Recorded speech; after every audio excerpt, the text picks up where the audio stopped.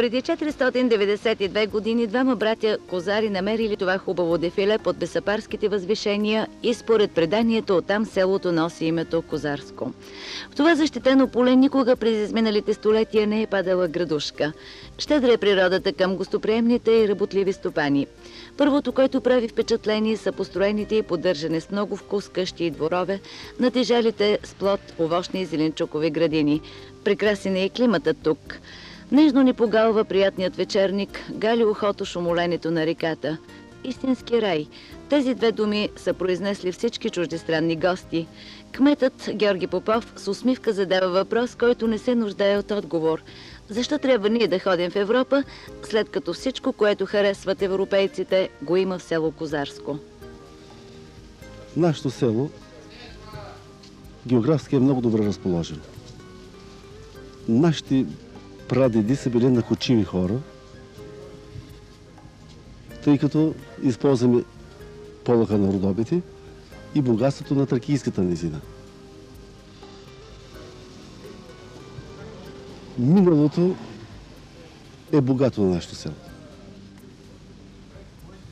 Имаме 150 години училище.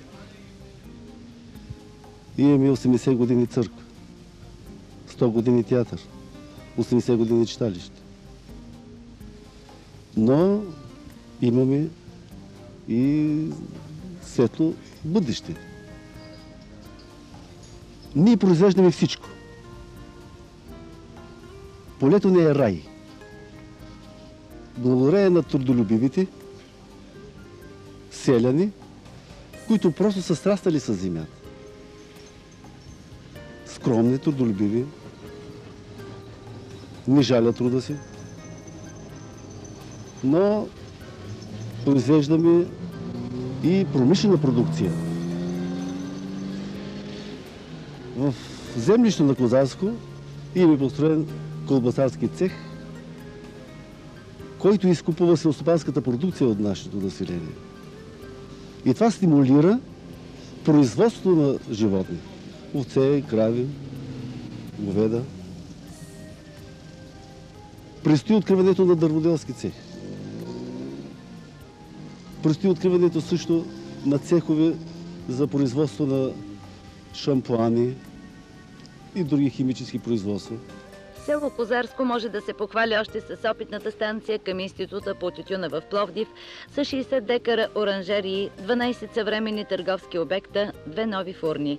Най-модерната белгийска технологична линия за термична обработка е монтирана в цеха за колбаси. В него, по думите на ръководителя на фирмата Светлин Тарашев и главният технолог инженер Кънчо Димитров, се работи съвсем по-европейски. Само 10 души произвеждат по 1 тон на ден 12 вида колбаси. Добро начало е поставено вече и на развитието на международен селски туризъм в Козарско.